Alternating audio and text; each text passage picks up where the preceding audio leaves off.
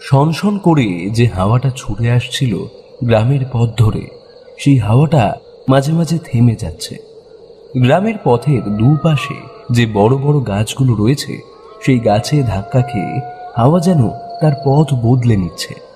কিন্তু কালো অন্ধকারের মধ্যে দিয়ে হাওয়ার শব্দ ছাড়া আরো কিছু যেন একটা ভেসে আসছে।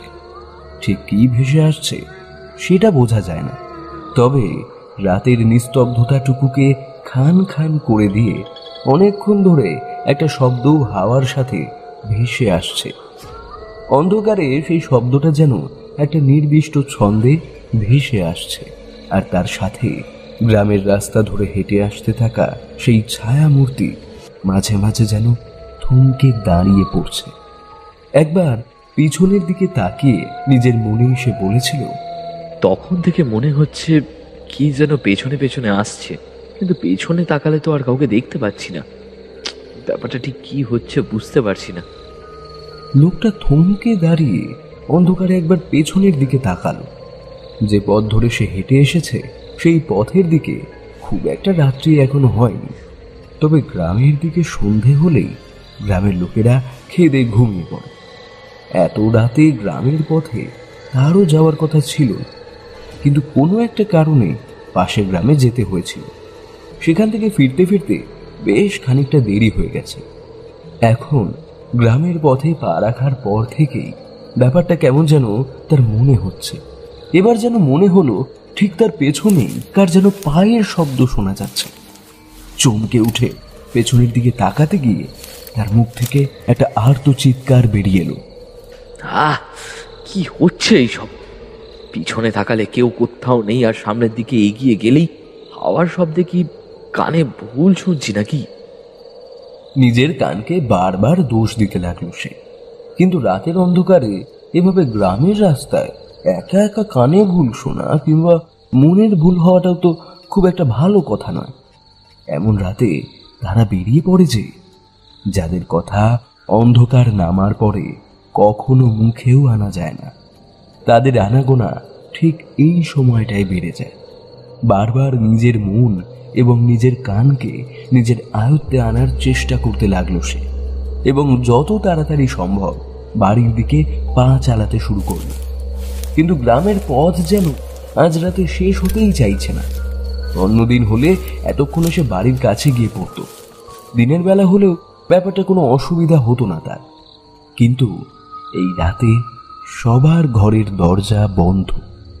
একটা ঠান্ডা হাওয়া প্রথম থেকেই যেন তার পিছু নিয়েছে, আর তার সাথে ভেসে আসছে সেই অদ্ভুত শব্দটা। এমন একটা শব্দ যেন শব্দটা কিসের সে বুঝতে পারছে, আবার বুঝতে পারছেও না। এমন একটা অবস্থার মধ্যে সে এর আগে কখনোই পড়েনি। পাশের গ্রামে সে গিয়েছিল এক খদ্দেরের বাড়িতে, তার কাছ থেকে বেশ কিছু টাকা আনার ছিল। পকেটে টাকাগুলো বোঝাই করা আছে, যদি এত রাতে তার পেছনে চোর ডাকাত পড়ে। এদিকে চোর ডাকাতের উপদ্রব খুব একটা কম নয়। আরো খানিকটা সামনের দিকে এগিয়ে যাওয়ার পরে এবার কিন্তু পেছনে পায়ের শব্দটা স্পষ্টভাবে শুনতে পেল সে। পেছনের দিকে ঘুরে তাকিয়ে একবার দেখতে পেল ঠিক মাটির কাছে দুটো উজ্জ্বল সবুজ রঙের চোখ। চোখ দুটোর মধ্যে ফারাক খুব একটা বেশি নয়। অন্ধকারে যেন মাটি থেকে মাত্র হাতখানেক উপরে দুটো চোখ একভাবে তার দিকে তাকিয়ে আছে। কিন্তু এতক্ষণ তো তার পিছনে কিছু ছিল না। আকাশে চাঁদের আলো আছে বটে, কিন্তু গোটা আকাশ মেঘে ঢেকে রয়েছে। তাই যেটুকু চাঁদের আলো মাটির বুকে এসে পড়ছে তাতে ভালো করে কোনো কিছুই দেখা সম্ভব নয়। আর এমন একটা অদ্ভুত ব্যাপার দেখে তার গোটা শরীর কেমন যেন থরথর করে কেঁপে উঠল। প্রথমেই তার হাত গিয়ে পৌঁছলো তার জামার পকেটের কাছে। পকেটের টাকাগুলো এখনো বোঝাই রয়েছে, কিন্তু দুটো চোখ আসলে কিসের সেই চোখ? দুটো চোখ দেখতে পাওয়ার সাথে সাথে একটা অদ্ভুত গর্জনের শব্দ সে শুনতে পাচ্ছে, যেন কোনো হিংস্র প্রাণী প্রবলভাবে গর্জন করে চলেছে তার দিকে তাকিয়ে। তাহলে চোখ দুটো কার? তাহলে কি এই রাতে পথের মাঝে কোনো শিয়াল? কথাটা মনে হওয়ার সাথে সাথে সেই অদ্ভুত গর্জন আর দুটো চোখের একটা সম্পর্ক খুঁজে পেল, তাহলে তার অজান্তে তার পিছু নিয়েছে একটা শেয়াল। এমন অন্ধকার রাতে শেয়াল যে কতটা মারাত্মক হতে পারে সে কথা সে জানে। নিজের মনের সমস্ত শক্তি একত্র করে একটা হাত তুলে শেয়ালটাকে তাড়িয়ে দেওয়ার জন্য মুখ থেকে দুবার শব্দ করল, কিন্তু অবাক কাণ্ড, শিয়ালটা এক পাও নড়ল না। তার বদলে যেন মনে হলো দুটো সবুজ চোখ আস্তে আস্তে তার দিকে এগিয়ে আসছে। আকাশে মেঘের আড়ালে লুকিয়ে থাকা চাঁদটা ঠিক সেই মুহূর্তে সামান্য সরে এলো, আর সেই চাঁদের আলোয় যেটা সে দেখতে পেল তাতে তার মধ্যে অবশিষ্ট থাকা বাকি সাহসটুকু যেন উবে গেল কোথায়। যে শিয়ালটাকে সে দেখতে পাচ্ছে তার আকার সাধারণ শেয়ালের চেয়ে প্রায় 3 গুণ। শেয়ালটার মাথাটা মাটির সাথে শুইয়ে রেখেছিল বলে তার চোখ দুটো খানিকটা নিচে বলে মনে হয়েছে, চোখ দুটো খানিকটা উপরে উঠে এলো। তার সাথে যাদের অল্প আলোয় তার কালচে শরীরটা যেন চকচক করে উঠল। এতক্ষণ ধরে যে অদ্ভুত শব্দটা শুনতে পাচ্ছিল সে, সেই শব্দটা যেন এবার বাড়তে শুরু করলো, আর এবার সে বুঝতে পারল শব্দটা আসলে ঘুরছে, যেন একটা নূপুর পায়ে দিয়ে কেউ একটা সঙ্গবদ্ধ ছন্দে আস্তে আস্তে হেঁটে চলেছে, আর তার শব্দটাই বাতাসের সাথে ভেসে আসছে। শব্দটা যেন দূর থেকে আরো কাছে আসতে শুরু করেছে। শিয়ালটা যেন তার পাটা বাড়িয়েছে। তখন লোকটার গোটা শরীরটা পাথরের মতন হয়ে গেল। তাও কোনো রকমে নিজের দুটো অবশ হয়ে যাওয়া পাকে নিজের আয়ত্তে এনে পেছনের দিকে দৌড়াতে যাবে, এমন সময় দেখতে পেল সামনের দিকে তার থেকে কয়েক হাত দূরে গ্রামের পথের উপর দাঁড়িয়ে রয়েছে একটি কালো ছায়ামূর্তি। তবে ছায়ামূর্তিটিকে দেখে যতটা ভয় পাওয়ার ছিল তার থেকেও বেশি ভয় সে পেল ছায়ামূর্তিটার হাতের দিকে তাকিয়ে। তার ঝুলে থাকা একটা হাতে লম্বা একটা অস্ত্র যেন চকচক করে উঠল। ছায়ামূর্তিটা এক টানা নুপুরের শব্দ তুলে আস্তে আস্তে তার দিকে এগিয়ে আসতে থাকলো। আরো খানিকটা সামনে এগিয়ে আসতেই লোকটা বুঝতে পারলো ছায়ামূর্তিটার গোটা শরীর যেন কালো রং দিয়ে তৈরি করা হয়েছে। তার দুটো উজ্জ্বল চোখ ছাড়া আর কিছুই বোঝা যায় না। ছায়ামূর্তিটার ঝকঝকে দুপাটি দাঁত এবার দেখা গেল, আর তার সাথে দেখা গেল তার হাতে থাকা একটা বড় ধারালো অস্ত্র। এক ঝলক দেখে মনে হলো সেটা বড় একটা কাঁটাল। লোকটা মুখ তুলে কিছু বলার আগেই সেই ছায়ামূর্তি সামনে এগিয়ে এসে তার মুখটা হা করলো।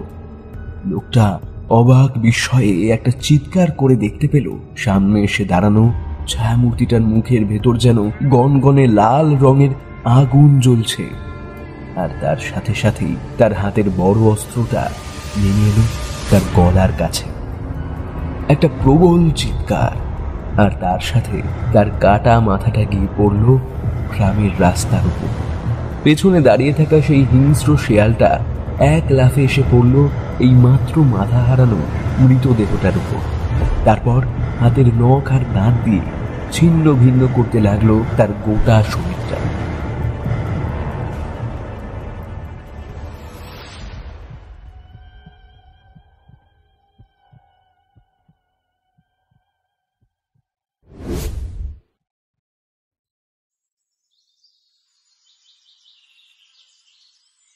সকালের দিকে মহামায়ার জ্বর সামান্য কমই আছে।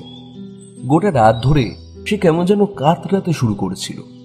অনেক রাতের দিকে মেয়ের অবস্থা দেখে গৌরহরি কেমন যেন ভয় পেয়ে গিয়ে মেয়ের বিছানার পাশে বসে থাকতে থাকতে গৌরহরির চোখে জল চলে আসে। মা মরা এই মেয়েটাকে সে বড্ড ভালোবাসে। জন্মের কয়েক মাস পরে নিজের মাকে হারিয়েছিল মহামায়া, আর তারপর থেকেই কেমন যেন হয়ে গিয়েছে। গায়ের আর 5টা মেয়ের থেকে মহামায়া কেমন যেন আলাদা।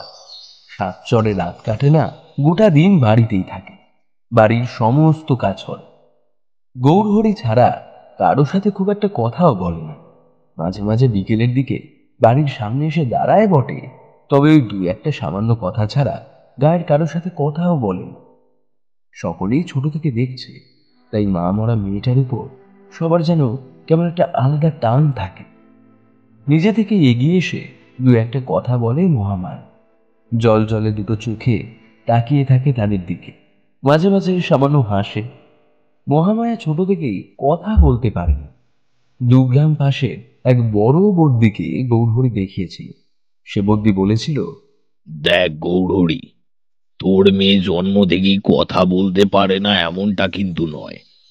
ওর মায়ের মৃত্যুর ধাক্কাটাও সামলাতে পারেনি, তখনই মুখের কথা হারিয়েছে। এই রোগ সহজে সারার নয়। জীবনে যদি তেমন বড় কোনো একটা ধাক্কা আবার আসে, তখন হয়তো কথা বলতে পারবে, আবার নাও বলতে পারে। এ ব্যাপারে আমি কিছু করতে পারবো না। শুনেছি শহরে নাকি অনেক রকমের নতুন চিকিৎসা বেরিয়েছে। শহরে নিয়ে গিয়ে যদি মেয়েটাকে একটু... জানি রে বেটা, তোর মন মেয়ের জন্য মূর্ছায়, কিন্তু আমার মনে হয় না শহরে গিয়ে কোনো লাভ হবে বলে। সে তুই নিয়ে যেতেই পারিস, তবে শহরে যাওয়ার চিকিৎসা করানোর বিস্তর খরচ কি তুই জোগাড় করতে পারবি? তাছাড়া তোর মেয়ের কোনো সুবিধে হবে বলে আমার মনে হয় না। যতটা দেখেছি তাই মনে হয়। মেয়েটা মায়ের মৃত্যুর পর কেমন শান্ত হয়ে গেছে। গৌরহরির গলা ধরে এসেছিল। কোনো রকমে মেয়েটার মুখের দিকে তাকিয়ে তার মাথায় একটা হাত রেখে গৌরহরি বলেছিল, চোখের সামনে মাটাকে ওভাবে আগুনে পুড়ে মরতে দেখেছে আমার মেয়েটা। সে শোকও কাটিয়ে উঠবে কি করে? কতই বা বয়স তখন ওর, এইটুকু তো ছিল। গৌরহরি মেয়ের শিয়রের কাছে বসে থাকে। হ্যারিকেনের অল্প আলোয় মেয়ের মাথায় জল পট্টি দেয়। মেয়ে যেন ঘুমের মধ্যে কিছু বিড়বিড় করে ওঠে। কথা তার মুখ থেকে বেরিয়ে আসে না বটে, তবে ওই বিড়বিড়টুকুই সার। মাঝে মাঝে মহামায়া ওইভাবেই দু একটা কথা বলার চেষ্টা করে, তবে গৌরহরির সেসব শোনার প্রয়োজন হয় না। সে এমনিতেই বুঝতে পারে তার প্রাণের প্রিয় মেয়েটা কখন কি বলতে চাইছে। কোনো চাওয়া নেই যেন মেয়েটা। মাঝে মাঝে 2 চোখ ভরা জল নিয়ে গৌরহরি যখন মেয়েটাকে বুকের মাঝে চেপে ধরে হা হুতাশ করে, তখন ওইটুকু মেয়েটা গৌরহরির মাথায় হাত বুলিয়ে দেয়। মেয়েটার মুখের হাসির দিকে তাকিয়ে গৌরহরির বুকটা ঠান্ডা হয়ে আসে। হায় রে ঈশ্বর, এই ছোট্ট দুধের মতো মেয়েটার কপালে এ কি লিখে দিলি তুই! সকালের দিকে কিন্তু মহামায়ের জ্বর একদম সেরে গিয়েছিল। তার বিছানার পাশে বসে থাকতে থাকতেই কখন যেন ঘুমিয়ে পড়েছিল গৌরহরি। সকালের দিকে ঘুমটা ভাঙতেই মেয়ের গায়ে হাত দিয়ে দেখে তার গোটা শরীর আগের মতোই স্বাভাবিক হয়ে এসেছে। গায়ের উত্তাপ যেন এক রাত্রের মধ্যেই কমে গেছে। মেয়েটার কপালে হাত রাখতেই মেয়েটা যেন চমকে ঘুম ভেঙে উঠে পড়ে। তারপর অবাক হয়ে তাকিয়ে থাকে, যেন চোখের ভাষায় তাকে বলতে চায়, কি হয়েছে বাবা? তুমি তুমি অমন ভাবে তাকিয়ে আছো কেন আমার দিকে? তোমার চোখের কোণে জল কেন? গোটা রাত গৌরহরি বড় চিন্তায় পড়েছিল। এখন তার সামান্য চিন্তা কমে আসে। মেয়েটার বিছানা থেকে উঠে পড়তে সেও নেমে যায়। এ কথা ও কথায় মেয়েকে সবকিছু বুঝিয়ে দেয়। বলে, আজ আর তোকে রান্না করতে হবে না, সে ফিরে এসে না হয় রান্না করবে। মহামায়া যেন সব বুঝতে পারে। তারপর উঠে চলে যায় বাইরের দিকে। গ্রামের বুড়ো শিবতলার কাছে কয়েকজন লোক জটলা করছে। তাদের মধ্যে থেকে প্রথম কথা বলে ওঠে নন্দ ঘোষ। গায়ে যে চোর ডাকাত ছিল সে কথা তো জানতাম, কিন্তু এ আবার কি বিপদ? ওভাবে বিপিনের মাথাটাকে কেটে নিল, আর শুধু কি মাথা কেটে নিয়ে... নন্দ ঘোষের কথা শেষ হবার আগেই গদাই দুটো বড় বড় চোখ করে বলল, মরাটা দেখে তো আমি ভয় পেয়ে গেছি। কাঁধের ওপর মাথাটা নেই, আর গোটা শরীরের জামা কাপড় মাংস কেউ যেন ছিঁড়ে ফালা ফালা করেছে। উফ, কি বিভৎস! আমরাই নিজের চোখে দেখতে পারছি না, তাহলে গ্রামের মেয়ে বউরা দেখবে কি করে? আচ্ছা, ওসব কথা পরে হবে। আগে দেখতে হবে কাজটা কে করলো। দেখো, আমরা সবাই ছেলেপুলে নিয়ে সংসার করি, বলা তো যায় না যদি হঠাৎ করে কিছু একটা হয়ে যায়। এতক্ষণ ধরে তাদের কথা শুনে চলেছিল শশধর ভট্টাচার্য। শশধর ভট্টাচার্যের মাথার চুল অর্ধেকের বেশি সাদা হয়ে এসেছে, পিঠটা সামান্য বাঁকা হয়ে গেছে, হাতে লাঠি ছাড়া সে চলতে পারে না। বুড়ো শিবতলার উঁচু মাটির ঢিপির উপর উবু হয়ে বসেছিল। সে এবার একবার গলা খাকড়িয়ে নিয়ে বলল, এসব কাজ কে করছে তোমরা এখনো বুঝতে পারছো না? এসব কাজ কোনো মানুষের নয়, বুঝলে? ওভাবে ওভাবে মাথাটা শরীর থেকে এক কপে আলাদা করেছে। গলাটা দেখেছিলে তো? এমন মসৃণ ভাবে গলা কোনো মানুষ কাটতে পারে? জল্লাদ ছাড়া ও কাজ কেউ করতে পারবে না, বুঝলে? প্রথমে আমিও ভেবেছিলাম কোনো বন্য জন্তু হবে, কিন্তু মাথা ছিঁড়ে ফেলার আর কেটে ফেলার মধ্যে তো ফারাক আছে নাকি? আচ্ছা ভট্টাচার্য মশাই, আমি বলছিলাম কি, গ্রামে কি কোনো আপদ বিপদ হলো নাকি? মানে গ্রামের পথে রাতের অন্ধকারে, বুঝতে পারছেন আমি কি বলতে চাইছি? এমন কিছু যদি গ্রামে এসে ঢোকে তখন। এতক্ষণ ধরে এক পাশে চুপ করে বসে সবার কথা শুনে চলেছিল গদাধর। এবার যেন একটু ধরা গলায় আস্তে আস্তে বলল, তোমরা সবাই একটা কথা ভুলে গেলে। মনে আছে? মনে আছে সেই 10 বছর আগের কথা? সেই 10 বছর আগের সেই রাত্রির কথা তোমরা কি ভুলে যাচ্ছ? সেদিন কার দিকে আঙুল উঠেছিল মনে আছে? ওই বিপিন কিন্তু তাদের মধ্যেই ছিল। তার মানে তুমি কি বলতে চাইছো? সেই 10 বছর আগে হওয়া মন্দিরের চুরির সাথে বিপিনের মৃত্যুর সম্পর্ক আছে? গদাধর ঠান্ডা চোখে ওদের দিকে তাকালো। তার চোখ দেখে শশধর ভট্টাচার্য পর্যন্ত কেমন চুপ করে রইল। গদাধর বলে চলল, মন্দিরের পুরোহিত তর্করত্ন মুখার্জির শেষ কথাগুলো কি তোমরা ভুলে গেলে? সে কিন্তু বারবার বলেছিল তার সাথে যা হয়েছে তা অন্যায় হয়েছে, তার প্রতিশোধ কিন্তু সে নেবেই। গদাধরের শেষের কথাগুলো শুনে শশধর ভট্টাচার্য আর চুপ করে থাকতে পারলেন না। তিনি একটু জোরের সাথে বলে উঠলেন, গদাধর, তুমি যা বলছো তা কি ভেবে বলছো? তুমি যা বলছো তা কিন্তু অসম্ভব ব্যাপার, এমনটা হতে পারে না। গদাধর কিন্তু হাসল। তার মুখের সামান্য হাসিটা এই দিনের আলোয় কেমন যেন রহস্যময় বলে মনে হল। তারপর বলল, কি হতে পারে আর কি হতে পারে না তা তো আমি জানি না ভট্টাচার্য মশাই, তবে আমার যা মনে হয়েছে তাই বললাম। এবার আপনারাই খুঁজে বার করুন বিপিনের সাথে আসলে কি হয়েছে। তবে আমার কিন্তু মনে হয় সবে শুরু, এখনো অনেক কিছু বাকি আছে। গদাধর আর দাঁড়ালো না। কাঁধে গামছাটা ফেলে হন হন করে চলে গেল নিজের বাড়ির দিকে। জমায়েতের মধ্যে থাকা সকলে গদাধরের চলে যাওয়ার পথের দিকে তাকিয়ে রইল। শশধর ভট্টাচার্য পর্যন্ত গদাধরের চলে যাওয়ার দিকে তাকিয়ে থাকতে থাকতে হঠাৎ করে একটা কথা ভেবে কেমন যেন চমকে উঠলেন। তাহলে গদাধর যা বলছে তা যদি সত্যি হয় তাহলে তো। শশধর ভট্টাচার্য আরো কিছু একটা বলতে যাবেন, তার আগেই সেখানে এসে পড়ল গৌরহরি। তারপর একটু ইতস্তত করে বলল, ভট্টাচার্য মশাই, মেয়েটার কাল রাতে ভীষণ জ্বর এসেছিল। এখন জ্বর কিছুটা কমে গেছে বটে, তবে আমার ব্যাপারটা ভালো ঠেকছে না। মেয়েটার যদি আবার কিছু হয় ভট্টাচার্য মশাই, আপনি তো জানেন ওই মেয়েটা ছাড়া আমার আর কেউ নেই। গৌরহরির কথায় সকলে মিলে তাকালো তার দিকে, আর শশধর ভট্টাচার্যের চোখে ঠিক তখনই ফুটে উঠল আজ থেকে 10 বছর আগের একটা ছবি, সেই ঝড় বৃষ্টির একটা রাতের ছবি। বিপিনের মরাটা কিন্তু সেদিন বিকেলের মধ্যেই গ্রামের বাইরের দিকের শ্মশানে পুড়িয়ে দেওয়া হলো। বিপিনের ত্রিভুবনে কেউ নেই, তাই তার জন্য কান্নাকাটি করার লোকও ছিল না। বিপিন যে খুব একটা ভালো লোক ছিল সেটাও নয়। বিপিন ছিল 1 নম্বরের চশমখোর।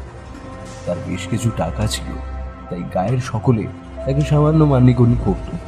তবে তার আড়ালে আবডালে সকলেই বিপিনের নামে কুৎসা রটাত। তার সামনে কিছু বলার ক্ষমতা কারো ছিল না। এখন বিপিন মারা যেতেই সকলে প্রকাশ্যে তার নিন্দা করতে লাগলো। বিপিন মারা যাওয়ার সময় তার মৃতদেহের বুক পকেটের কাছে বেশ কিছু টাকাও ছিল, তবে ধারালো কিছুর আঘাতে কেউ সেই টাকাগুলোকে কুচি কুচি করে ফেলেছিল। অনেকে যেমন বিপিনের নামে নিন্দে করতে লাগলো, তাদের মধ্যে অনেকেই মনে মনে ওই টাকাগুলো হাতছাড়া হয়ে যাওয়ার শোক মনের মধ্যে কোথায় যেন লুকিয়ে ফেলল। যদি টাকাগুলো টুকরো টুকরো না হতো, তাহলে হয়তো মৃতদেহ তুলতে গিয়ে টাকাগুলো তারা আত্মসাৎ করতে পারত। কারোর দুর্দিনে যে কারোর সুদিন ফেরে, সে কথাটা বোধহয় মিথ্যে নয়। তাই এই কয়েকটা মানুষের মনের অবস্থা দেখেই বোঝা যাচ্ছিল। গৌরহরি যখন ব্যাপারটা জানতে পারলো, তখন কেমন যেন অবাক হয়ে বলল, সে কি, কাল রাতে এমন একটা ব্যাপার ঘটে গেছে গ্রামে? আমিও তো মাঝে মধ্যে রাত বিরেতে ওই পথেই আসি। তাছাড়া মেয়েটা সন্ধ্যের পর বাড়িতে একাই থাকে। ছি ছি ছি ছি, কি হলো বলো তো দেখি? এমন তো ছিল না আমাদের গ্রামটা। গৌরহরির কথার উত্তরে সবাই নিজের মতো যুক্তি সাজিয়ে দিল। তবে সবাই এক বাক্যে স্বীকার করলো, গ্রামে এমন কিছু একটা নতুন করে ঢুকেছে যেটা এতদিন ধরে ছিল না। তাই সবাইকে একটু সাবধানে থাকতে হবে। এই ঘটনার পর প্রায় কয়েকটা দিন কেটে গেল। সেদিন রাতে আবার নতুন করে জ্বর হলো মহামায়া। প্রবল জ্বর এসেছে। বিছানায় শুয়ে ছটফট করতে লাগলো গৌরহরি। তার কপালে হাত দিয়েই বুঝতে পারল তার গোটা শরীর যেন পুড়ে যাচ্ছে। এতটা জ্বর হয়েছে মেয়েটার, অথচ মেয়েটা কিছু যেন একটা গৌরহরি ঠিক মেলাতে পারছিল না। ঝড় জল আসার আগেও সে দেখেছে, কিন্তু এতটা গা গরম থাকে একটা মেয়ে যে এভাবে বিছানায় শুয়ে সামান্য ছটফট করতে পারে, সেটা তার মনে হচ্ছিল না। গায়ে হাত দিলে যেন হাত পুড়ে যাবে, এতটা গরম গা। কোনো রকমে জলপট্টি দিতে দিতে যখন জ্বর কমল না, তখন বাধ্য হয়ে গৌরহরি দৌড়ে গেল পাশের বাড়ির বিনোদ ঘোষালের কাছে। দরজায় ধাক্কা দিতে দিতে বলল, ওরে বিনোদ, বিনোদ, একবার দরজা খোল। আমার আমার মেয়েটা মরে যাবে। বিনোদ দরজা খুলল। তার সাথে বেরিয়ে এলো বিনোদের বউ। বিনোদ আর তার বউ মহামায়াকে বেশ ভালোবাসে, তাই তার জ্বর শুনে তাড়াতাড়ি ঘর থেকে দৌড়ে গেল। গৌরহরির বাড়ির দিকে উঠোনটার কাছটা এসে দাঁড়িয়েছে। ঠিক তখনই একটা ব্যাপার দেখতে পেল ওরা তিনজনে। আধো অন্ধকারের মধ্যে গৌরহরির বাড়ির দাওয়ার ঠিক পিছনের দিকে একটা কালো ছায়ামূর্তি দাঁড়িয়ে আছে। সেই ছায়ামূর্তিটার ঠিক পায়ের কাছে আরো একটা কালো ছোট্ট ছায়া যেন জীবন্ত হয়ে নড়ে চড়ে বেড়াচ্ছে। সেদিকে তাকাতেই দুটো সবুজ উজ্জ্বল ছোট ছোট গুলির মতো কিছুটা দেখা গেল। একটা হিংস্র গর্জন ভেসে আসতে লাগলো ওদের দিকে। আকাশে সেদিন চাঁদ ছিল, কিন্তু গৌরহরির বাড়ির পেছনের দাওয়ার কাছটা সামান্য অন্ধকার বলে ভালোভাবে কিছুই দেখা গেল না। তবে কেউ যে এসে দাঁড়িয়েছে সেটা বোঝা যায়। একটু ভয়ে ভয়ে গৌরহরি বলে উঠল, কে কে ওখানে দাঁড়িয়ে? গৌরহরির কথার উত্তরে কোনো কথা ভেসে এলো না। তার বদলে মেয়েলি গলায় একটা হাসির শব্দ শোনা গেল। কেউ যেন চারপাশের হাওয়াটা ভারী করে দিয়ে হেসেই চলেছে। তারপরে একটা নুপুরের শব্দ এক টানা শোনা গেল। নুপুরের শব্দ তুলে কেউ গৌরহরির বাড়ির পেছনের দিকে হাঁটতে হাঁটতে চলে গেল। ব্যাপারটা দেখে তিনজনে পাথরের মূর্তির মতো থমকে দাঁড়িয়েছিল। গৌরহরির ঘরের ভেতরে হ্যারিকেন জ্বলছিল। গৌরহরি আর অপেক্ষা করল না, তাড়াতাড়ি দৌড়ে ঘরের ভেতরে এসে ঢুকলো। তাকে দেখে তার পিছু পিছু বাকি দুজনে এসে ঢুকলো। তখন মহামায়া বিছানার উপর শান্ত হয়ে শুয়ে রয়েছে। তুমি তো বলছিলে মেয়েটা জ্বরে নাকি ছটফট করছে, কিন্তু মেয়েটা তো ঘুমোচ্ছে। গৌরহরি অবাক হয়ে মেয়ের দিকে তাকালো। তার দুটো ঠোঁট মাঝে মাঝে নড়ে উঠছে। বিড়বিড় কিছু শব্দ তার মুখ থেকে যেন বেরিয়ে আসছে।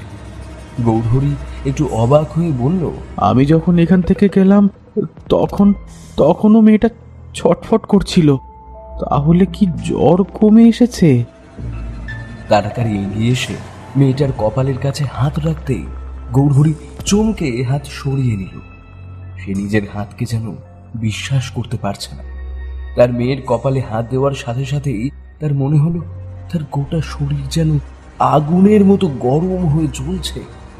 তাকে ওভাবে হাত সরিয়ে নিতে দেখে বিনোদের বউ এবার এগিয়ে এসে মহামায়ার গায়ে হাত রাখতে একটা চিৎকার করে সরে গেল। এ কি, গোটা শরীর তো আগুনের মতো জ্বলছে। মেয়েটা মরে গেল নাকি? এই সব কিছুর মধ্যে বিনোদ ঘোষাল কিন্তু চুপ করে ঘরের দরজার কাছে দাঁড়িয়েছিল। হ্যারিকেনের অল্প আলোয় সে দেখতে পেয়েছে মহামায়ের ঠোঁট নড়ছে, তার নাকের কাছ থেকে নিঃশ্বাস নেমে আসছে, তার ছোট্ট বুকটা মাঝে মাঝে ওঠানামাও করছে। তার মানে সে মরে যায়নি। বিনোদ বুদ্ধিমান ছেলে, সে মুহূর্তে বুঝতে পারল গোটা ব্যাপারটা আসলে কোনো সাধারণ কিছু নয়। একটু আগে বাড়ির বাইরে দেখতে পাওয়া সেই ছায়ামূর্তি আর মহামায়ার এমন অদ্ভুত জ্বরের মধ্যে কোনো একটা সম্পর্ক নিশ্চয়ই আছে। তাই বিনোদ আস্তে আস্তে কাঁপা কাঁপা গলায় বলল, গৌরহরি, তুমি আগেও একদিন বলেছিলে না যে তোমার মেয়ের হঠাৎ করে জ্বর হয়েছে? ঠিক কবে হয়েছিল বলো তো? গৌরহরি একটু মনে করার চেষ্টা করল, তারপর বলল, ঠিক তো মনে পড়ে না বিনোদ, কিন্তু ওই যে বিপিনের মরাটা যেদিন সকালে খুঁজে পাওয়া গেল তার আগের দিন রাতেই মেয়েটার। গৌরহরি আরো কিছু বলতো তার আগেই বিপিনের বউ চিৎকার করে ঘরের একপাশে সরে গিয়ে দাঁড়ালো। তারপর বলল, ও মা গো, ওটা কি? বিনোদের বউয়ের ভয়ার্ত গলায় চিৎকার শুনে বাকি দুজনে একসাথে তাকালো বিছানার পাশের খোলা জানালাটার দিকে। আর সেদিকে তাকাতেই ওরা দুজন ভয়ার্ত চোখে দেখতে পেল জানালার কাছে দুটো হাত মাটির জানালার দুপাশে রেখে দাঁড়িয়ে রয়েছে একটা কালো ছায়ামূর্তি। তার মাথার চুলগুলো বাইরে থেকে আসা অল্প আলোতে সাপের মতো কিলবিল করে উঠছে। একটা অদ্ভুত গর্জনের শব্দ ভেসে আসছে সেদিক থেকে। গোটা মূর্তিটার শরীর যেন আলকাতরার চেয়েও কালো, তবে তার মুখে দুপাটি সাদা ঝকঝকে দাঁত আর তার দুটো উজ্জ্বল লাল রঙের চোখ। গর্জনটা যে তার দিক থেকে ভেসে আসছে সেটা বোঝা যায়। বিনোদ আর গৌরহরি দুজনেই ব্যাপারটা দেখে কেমন যেন ভয়ে জড়সড় হয়ে গিয়েছিল। বিনোদের সাহস এদের সবার মধ্যে সবচেয়ে বেশি। সে একবার জানালার দিকে তাকিয়ে ভালো করে সেই বিভৎস ছায়ামূর্তিটাকে দেখছিল। তার দুটো লাল উজ্জ্বল চোখ কিন্তু একবারও ওদের দিকে তাকাচ্ছে না। সেই দুটো চোখ যেন তাকিয়ে রয়েছে বিছানায় শুয়ে থাকা মহামায়ার দিকে।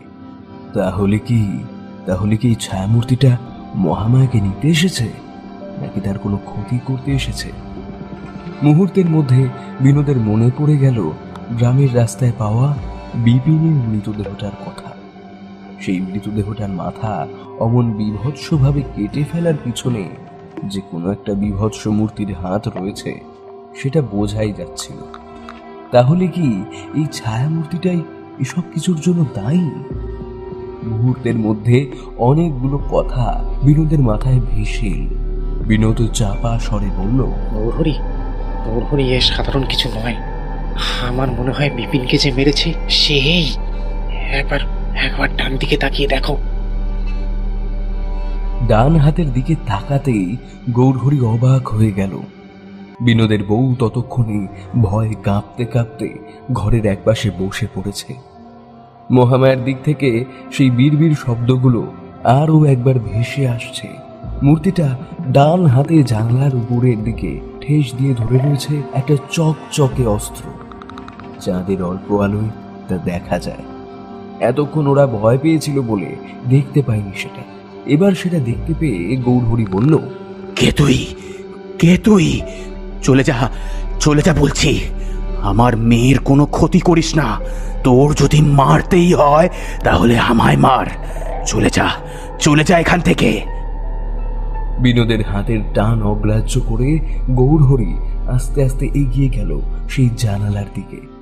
অমন বিভৎস দৃশ্যটাকে তোয়াক্কা করতে পারল নিজের মেয়ের জন্যই বোধ হয়। দু চোখ ফেটে জল চলে এলো তার। চিৎকার করতে করতে এগিয়ে গেল জানালার দিকে। আর তখনই দেখা গেল আরেকটা অদ্ভুত দৃশ্য। জানালায় এসে দাঁড়িয়ে থাকা সেই ছায়ামূর্তিটা যেন হঠাৎ করে নিজের পথ বদলে বাড়ির পেছনের দিকে চলে গেল। একটা নুপুরের শব্দ আস্তে আস্তে এগিয়ে গেল পেছনের দিকে, আর তার সাথে শোনা যেতে লাগলো সেই ক্রুদ্ধ গর্জনের শব্দটা। হঠাৎ করেই চারপাশের আকাশ বাতাস কাঁপিয়ে একটা শিয়াল ডেকে উঠল খুব কাছে কোথাও। ঘরের মধ্যে দাঁড়িয়ে থাকা তিনটে প্রাণী একটা অজানা ভয়ে থরথর করে কেঁপে উঠল। মহামায়ের দিক থেকে বিড়বিড় করে শব্দটা এখন থেমে গেছে। শুধু বিনোদ কেমন যেন অদ্ভুত গলায় চাপা স্বরে মহামায়ের দিকে তাকিয়ে থাকতে থাকতে বলে উঠল, গৌরহরি, কাল রাতে যে এসেছিল সে কি সত্যি মহামায়ার ক্ষতি করতে এসেছিল? তাহলে আমরা আসার আগে সে কোনো ক্ষতি করলো না কেন? নাকি গৌরহরির মাথার ভেতরটা পাগল পাগল মনে হচ্ছিল। সে কিছু বুঝে উঠতে পারছিল না। তবে একটা ব্যাপার তার হঠাৎ করে যেন মাথায় ঘুরপাক খেল, আর সেটা মনে পড়তেই গৌরহরি এতটাই চমকে উঠল যে টাল সামলাতে না পেরে বিছানার উপর বসল। গৌরহরি কাঁপা কাঁপা গলায় বলে উঠল, বিনোদ, সে এসেছে, সে এসেছে বিনোদ, হ্যাঁ সে এসেছে, সে এসেছে। শশধর ভট্টাচার্যের বাড়ির কাছাকাছি পাওয়া গেল মরাটা। এবার মরেছে রাম তালুকদার। রাম তালুকদার রাতের বেলা কি একটা কাজে বাড়ির বাইরে বেরিয়েছিল। যদিও বিপিনের মরার খবরটা সে নিজেও জানত, তবে রাম তালুকদার বেশ সাহসী মানুষ। এসব ছোটখাটো ব্যাপারে সে ডরায় না। বিপিনের মরার কথাটা শুনে সে তাচ্ছিলের সাথে উড়িয়ে দিয়ে বলেছিল, কোনো ডাকাতের দলটল হবে, বিপিনকে একা পেয়ে ওর মাথাটা কেটে নিয়েছে। আমায় এত সহজে টাইট দিতে পারতো না। বিপিনটা একটা বোকার হদ্দ। সেই রাম তালুকদারের মৃতদেহ যখন শশধর ভট্টাচার্যের বাড়ি থেকে খানিকটা দূরে পাওয়া গেল, তখন গ্রামের মানুষেরা ফিসফাস গুঞ্জন শুরু করে দিল। তার অবশ্য আরো একটা কারণ ছিল। শশধর ভট্টাচার্য ভয়ার্ত চোখে মৃতদেহ দেখতে দেখতে গদাধরের দিকে তাকিয়ে বলল, গদাধর, গদাধর, তাহলে কি তুই যা বলেছিলিস সে কথাই সত্যি? গদাধর নিজেও কেমন যেন ভয় পেয়ে গিয়েছিল। কথাটা সে কোনো কিছু ভেবে বলেনি, এমনিই বলেছিল। তবে এখন যেন সবটাই মিলে যাচ্ছে, তাই বলল, এমনটাই তো মনে হচ্ছে ভট্টাচার্য মশাই। এরপর তাহলে নিমাই পণ্ডিতের পালা। এদিকে রাম তালুকদারের মৃত্যুর কথা শুনে ঘরের ভেতরে গৌরহরি দরজা বন্ধ করে বসে রইল। তার কোলের কাছে তার মেয়ে মহামায়া। মহামায়া বুঝতে পারছিল না তার বাবা এত ভয় পাচ্ছে কেন। ঘরের একপাশে বিছানার উপর চুপ করে বসে থাকে বিনোদ। শোনো শোনো গৌরহরি, একটা কথা ভেবে দেখো। কাল রাতে মহামায়ার জ্বর হলো, আর কাল রাতেই মারা গেল রাম তালুকদার। তার আগে যখন মহামায়ার জ্বর হয়েছিল তখনই কিন্তু মারা গিয়েছিল বিপিন।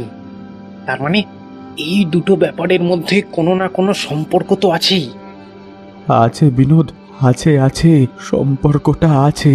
সেটা বোধহয় আমি বুঝতে পারছি, কিন্তু কিন্তু গ্রামের সবাই যদি জানতে পারে তাহলে সবাই আমার মেয়েকে ভুল বুঝবে বিনোদ। কেউ ভুল বুঝছে না গৌরহরি, কেউ ভুল বুঝছে না। আজ থেকে 10 বছর আগে সবাই ভুল বুঝেছিল। 10 বছর আগে হওয়া সেই অন্যায়ের প্রতিফল এখন ওরা হাতে নাতে পাচ্ছে। নিমাই পণ্ডিতের যদি কিছু হয় তাহলে সবটা মিলে যাবে। তোর বাবার বলে যাওয়া কথাগুলো সবটা।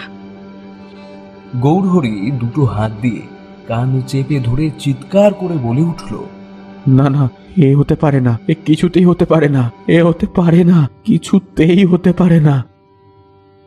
বিনোদ ঘোষাল এগিয়ে আসে। তারপর মহামায়ার মাথার উপর একটা হাত রেখে আস্তে আস্তেই বলে, মহামায়ার এতে কোনো দোষ নেই।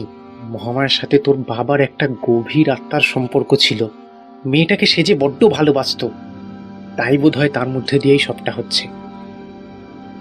গৌরহরি ফ্যাকাশে চোখে তাকিয়ে থাকে মহামায়ার দিকে।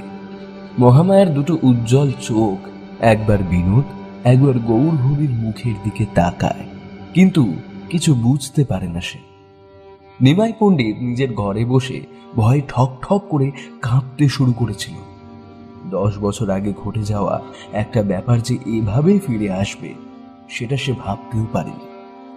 জানালার দিকে তাকিয়ে থাকতে থাকতে সেদিন রাতের কথাটা মনে পড়ে যায় তার। সেই ঝড়জলের রাত, গ্রামের মা কালীর মন্দিরের দরজা খোলা দেখতে পেয়ে ওরা 3 জন গিয়ে দাঁড়িয়েছিল মন্দিরের চালাটার কাছে। মন্দিরের ভেতরের দিকে তাকিয়ে দেখেছিল নরহরি চক্রবর্তী তখন মায়ের গায়ে সোনার গয়না পরিয়ে দিচ্ছে। ঠিক সেই সময় কোথায় যেন একটা বাজ পড়েছিল। বাজ পড়ার বিদ্যুৎ ঝলকানির আলোয় মন্দিরের ভেতরে সোনার গয়নাগুলো চকচক করে উঠেছিল। লোভে ওদের 3 জনের চোখ ঝলসে উঠেছিল যেন। ওদেরই একজন পেছন থেকে নরহরি চক্রবর্তীর মাথায় লাঠির বাড়ি মেরে তাকে অজ্ঞান করে দেয়। তারপর মায়ের গা থেকে খুলে নেয় সোনার গয়নাগুলো। সেগুলো নিয়ে চম্পট দিয়ে সেখান থেকে পালিয়ে আসছিল। তার আগেই কোনোভাবে নরহরি চক্রবর্তীর জ্ঞান ফিরে আসে। তাদের সবাইকে সে দেখতে পেয়ে যায়। ও কাজ করবেন না আপনারা, ও কাজ করবেন না, অন্যায়, এ ভারী অন্যায়, করবেন না ওই কাজটা। ন্যায় অন্যায় তোকে ভাবতে হবে না, সেটা আমরা বুঝে নেব। যদি গ্রামের লোকেদের কাছে মুখ খুলিস তাহলে তোর মুখ আমি চিরদিনের মতো বন্ধ করে দেব। সাবধান, যদি গ্রামের কেউ জানতে পারে তাহলে শুধু তোকে নয়, তোর গোটা পরিবারকে জ্বালিয়ে দেবে। নিমাই পণ্ডিত কিছু বলেনি, চুপ করে দাঁড়িয়ে গোটা ব্যাপারটা দেখেছিল। সত্যি বলতে কি, মায়ের গয়না চুরি করায় তার সায় ছিল না, তবে সেটাও বুঝতে পেরেছিল যদি ওদের দুজনের কথায় সায় না দেয় তাহলে ওরা তারও ক্ষতি করতে পারে। নরহরি চক্রবর্তী ওদের কথা শুনে গ্রামের সকলকে গিয়ে ও কথা বলতে শুরু করেছিল। আর তারপরেই ঘটে বিপদ। রাম তালুকদার আর বিপিন মিলে সেদিন রাতেই নরহরির বাড়িতে গিয়ে তার ছেলে এবং নাতনিকে শাসিয়ে আসে। পরদিন সকালে বিচার সভার সামনে নরহরি নিজের মুখে স্বীকার করে নেয় যে মায়ের গয়না সে নিজে চুরি করেছে, কিন্তু সে গয়না কোথায় আছে সে কথা সে বলবে না, প্রাণে মরে গেলেও বলবে না। গ্রামের লোকেদের প্রহারের হাতে যখন নরহরি চক্রবর্তী শেষ নিঃশ্বাস ত্যাগ করবে, ঠিক তখনই সে রাম তালুকদার, বিপিন আর নিমাই পণ্ডিতের দিকে তাকিয়ে বলেছিল, আপনারা ভাববেন না যে এখানেই সব শেষ হয়ে গেল। মা তার প্রতিশোধ নেবেই। আজ থেকে 10 বছর পর যখন আমার নাতনি 13 বছরে পড়বে তখন নরহরির কথা শেষ হয় না, তার মুখ থেকে ঝলসে কাঁচা রক্ত বাইরে বেরিয়ে আসে। নরহরি চক্রবর্তীর ছেলে দুটো হাত দিয়ে তার বছর 3 মেয়েটার চোখ ঢেকেছিল। তার 2 চোখ বেয়ে নেমে এসেছিল জল। সে নিজেও বিশ্বাস করতে পারছিল না তার বাবা গ্রামের মা কালীর মন্দিরের সোনার গয়না চুরি করতে পারে। যে মানুষটা এত বছর ধরে পুজো করে এসেছে সে করবে চুরি। গ্রামের মানুষদের মধ্যে কেউ কেউ বিশ্বাস করেছিল, কেউ কেউ বিশ্বাস করতে পারেনি। তবে রাম তালুকদার, বিপিন, এমনকি নিমাই পণ্ডিত, গ্রামের বিত্তবান লোক, তাদের বিরুদ্ধে যাওয়ার ভুল করতে চায়নি কেউ। না হলে কখন রাতের অন্ধকারে তাদের বাড়ির চালে আগুন লেগে যাবে কেউ জানতেই পারবে না। নিজের কথা ভাবাটাই বোধহয় ভালো, এসবই ভেবে চলেছিল নিমাই পণ্ডিত। হঠাৎ করে জানালার কাছ থেকে একটা নুপুরের শব্দ শোনা যায়। চমকে ওঠে নিমাই পণ্ডিত। খোলা জানালা দিয়ে বাইরের দিকে তাকায়। কখন যেন সন্ধে নেমে এসেছে। রাম তালুকদার মারা যাওয়ার পর নিমাই পণ্ডিত বাড়ির বাইরে যাওয়া একরকম ছেড়েই দিয়েছে। ব্যাপারটার সপ্তাহখানেক কেটে গেছে। নিমাই পণ্ডিত বুঝতে পারছিল এবার তার পালা। নুপুরের শব্দটা শুনে বিছানার উপর জড়সড় হয়ে বসে নিমাই পণ্ডিত। নুপুরের শব্দটা যেন বাড়ির আশেপাশে ঘুরে বেড়াচ্ছে। পাশের ঘরে তো নিমাইয়ের বউ রয়েছে, সে কিন্তু এসব শুনতে পাচ্ছে না। তখনও সে সাহস হারায়নি, কিন্তু তার সাথে সাথে ভেসে এলো একটা শিয়ালের ডাক। কেমন করে যেন সেই শিয়ালটা ডেকে চলেছে। জানালাটা সামান্য ভেজানো ছিল। দমকা হাওয়ায় সেই জানালা খুলে গেল, আর সেদিকে তাকাতেই নিমাই পণ্ডিত দেখতে পেল সেই ভয়ঙ্কর দৃশ্যটা। জানালার সামনে দাঁড়িয়ে আছে একটা কালো ছায়ামূর্তি। তার মাথার লম্বা চুল যেন হাওয়ায় উড়ছে, তার দুটো লাল রঙের চোখ তার দিকেই তাকিয়ে। খিল ধরিয়ে দেয় নিমাই পণ্ডিত।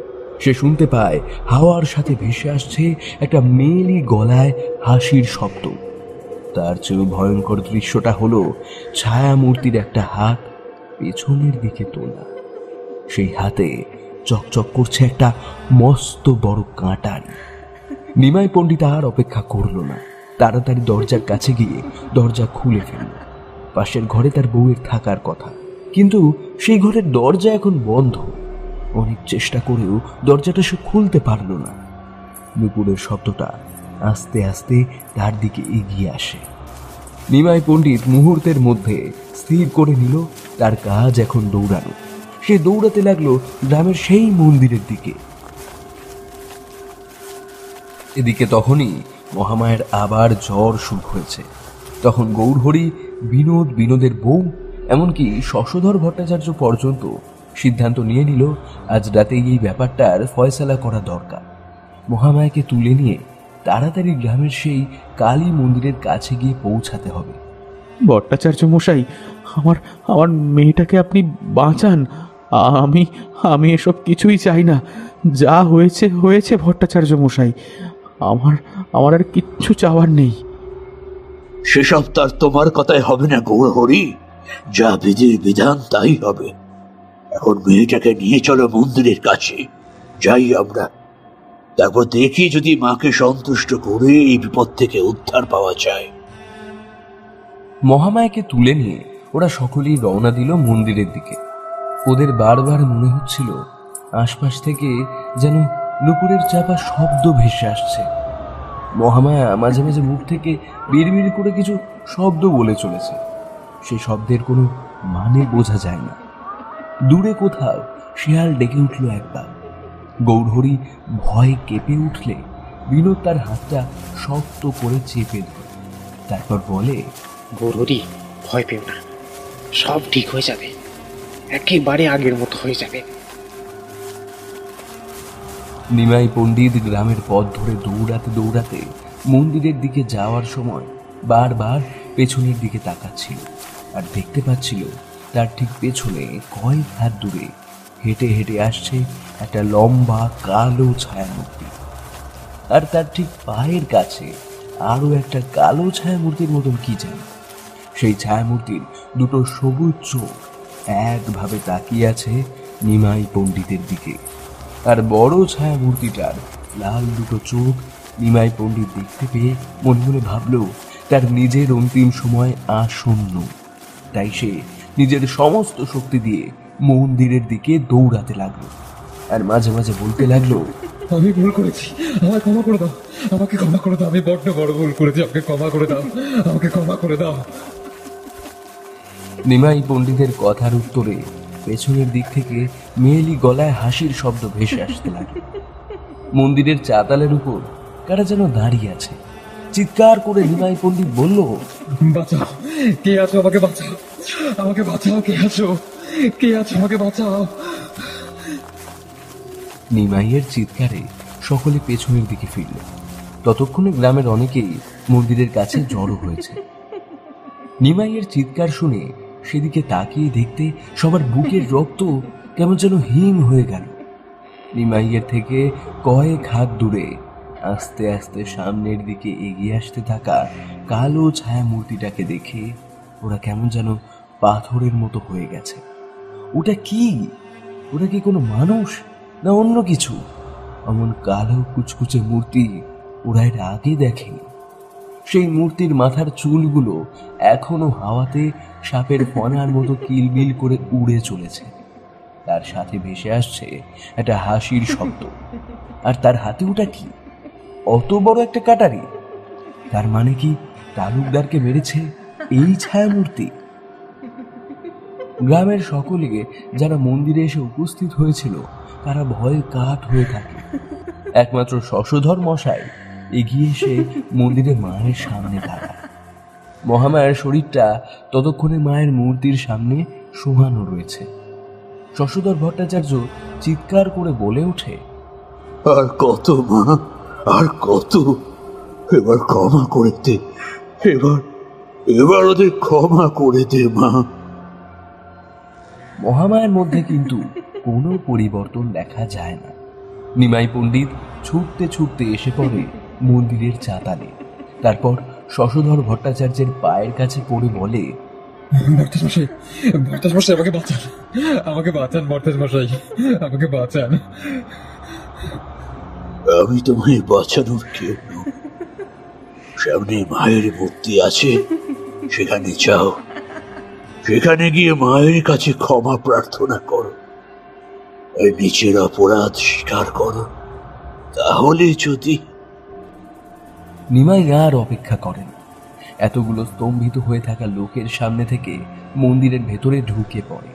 তারপর মন্দিরের চাতালের কাছে বসে গলা তুলে কাঁদতে কাঁদতে বলে, আমাকে ক্ষমা করে দাও, আমাকে ক্ষমা করে দাও, আমাকে ক্ষমা করে দাও। আমি বড্ড বড় ভুল করে ফেলেছি।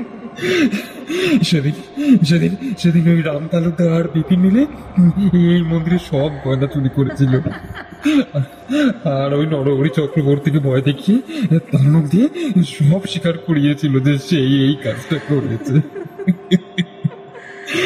সে অন্যায় আমারও হয়েছে, কিন্তু বিশেষ করে আমি কিচ্ছু করিনি।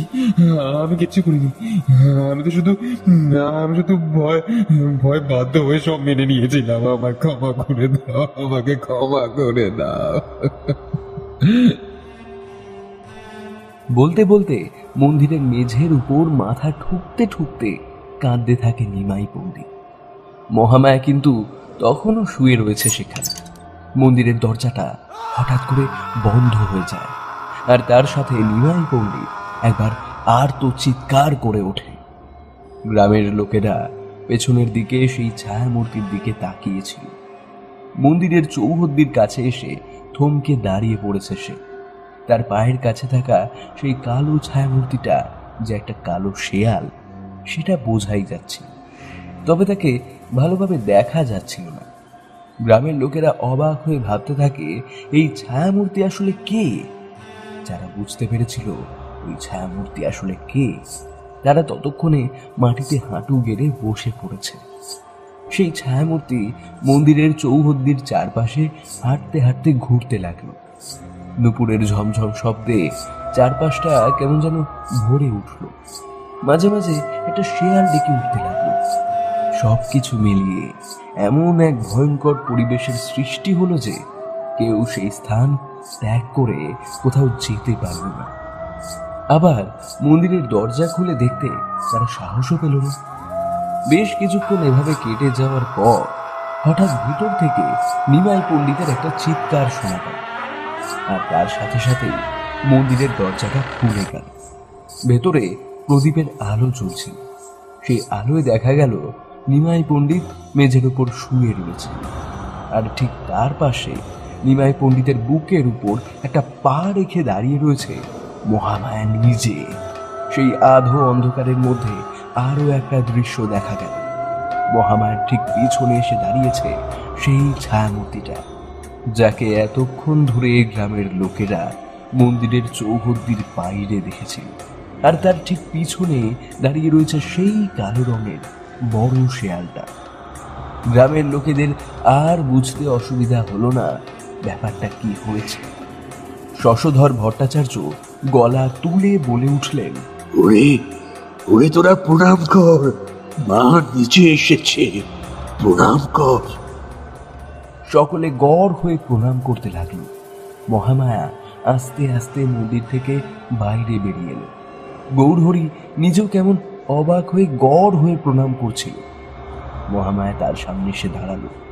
গৌরহরি মাথা তুলে দেখল মহামায়াকে। তার মুখটা কেমন যেন উজ্জ্বল হয়ে রয়েছে। গৌরহরি কিছু একটা বলতে যাবে, তার আগে মহামায়ার শরীরটা এলিয়ে পড়ল। সে পড়ে যেতে যাবেই এমন সময় গৌরহরি তাকে দু হাতে শক্ত করে ধরে ফেলল। একটু অবাক হয়ে বলল, এ কি হলো তোর? কথা শুনতে পাচ্ছিস? বিনোদ গৌরহরির গায়ে একটা হাত রেখে বলল, শোনো শোনো, ভয় পেও না, ভয় পেও না। ঠিক আছে, ঠিক আছে। ও এতক্ষণ ধরে যা চলছিল ওর মধ্যে, ঠিক আছে, একদম ঠিক আছে। গ্রামের সকলে মিলে হাত তুলে মন্দিরের ভেতরে থাকা দেবী মূর্তিকে প্রণাম করল।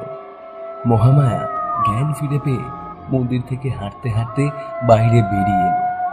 তারপর মন্দিরের দরজাটা আবার বন্ধ হয়ে গেল, আর কেউ কোনো কথা বলার সাহস পেল না। দেখতে দেখতে গ্রামের সকলেই ফিরে গেল যে যার বাড়িতে। ভট্টাচার্য মশাই যাওয়ার আগে গৌরহরির কাছে এসে মহামায়ার অজ্ঞান হয়ে থাকা শরীরের মাথায় হাত বুলিয়ে বলল, ওরে ওরে, তোর মেয়ে যে মেয়ে নয়, এর মধ্যে মায়ের অংশ রয়েছে। মেয়ের যত্ন করিস, বুঝলি? যত্ন করিস, আর এই গ্রামের কোনো বিপদ হবে না। মা নিজে যখন এখানে আছে, তখন আর কোনো বিপদ হওয়ার সম্ভাবনা নেই। এখন বাড়ি যা, বাড়ি গিয়ে তোরা বিশ্রাম কর। নিমাই পণ্ডিতের দু চোখে ভরে এসেছে জল, তার গোটা শরীর ঘামে যেন চকচক করছে। নিমাই পণ্ডিত মহামায়ার ছোট্ট দুটো পায়ে হাত দিয়ে প্রণাম করল। তারপর মন্দিরের দিকে তাকিয়ে দুটো হাত জোর করে মনে মনে বলল, আমাকে ক্ষমা করে দিও, আমাকে ক্ষমা করে দিও। আমি এরকম ভুল আর কোনোদিনও করবো না, কোনোদিনও করবো না।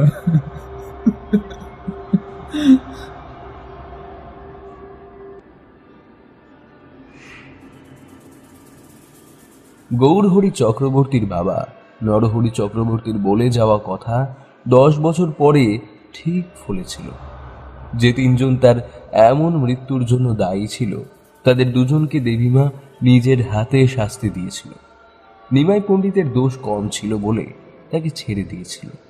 তবে এরপর থেকে নিমাই পণ্ডিত বদলে যায়। তবে সবচেয়ে আশ্চর্যের ব্যাপারটা ঘটেছিল পরদিন সকালে। গৌরহরি ঘুম থেকে উঠে চোখ খুলে দেখতে পায় তার মাথার কাছে দাঁড়িয়ে রয়েছে মহামায়া। মিটি মিটি হাসছে আর বলছে, উঠে পড়ো বাবা, উঠে পড়ো, সকাল হয়ে গেছে তো। গৌরহরি ধরফর করে বিছানায় উঠে বসে। নিজের কানকে সে যেন বিশ্বাস করতে পারছে না। মেয়েকে দু হাত দিয়ে কাছে টেনে নিয়ে বলে, আরেকবার বল মা, আরেকবার বল, কি বললি? আরেকবার বল মা। মহামায়ের মুখে একটা হাসি। সেই হাসিটা মুখে রেখেই সে বলল, বাবা। মহামায়ের কথাটা যেন গৌরহরির কানের ভেতর দিয়ে হৃদয় পর্যন্ত গিয়ে পৌঁছায়। গৌরহরির গোটা শরীরটা যেন মুহূর্তের জন্য ঠান্ডা হয়ে যায়। নিজের মেয়েটাকে দুই হাতে জড়িয়ে ধরে, আর নিজের চোখের জল ধরে রাখতে পারে না গৌরহরি। কাঁদতে কাঁদতে বলে, আমার সব ফিরিয়ে দিয়েছে মা, আমার সব ফিরিয়ে দিয়েছে। জয় মা, জয় মা, জয় মা কালী, জয় মা, জয় মা।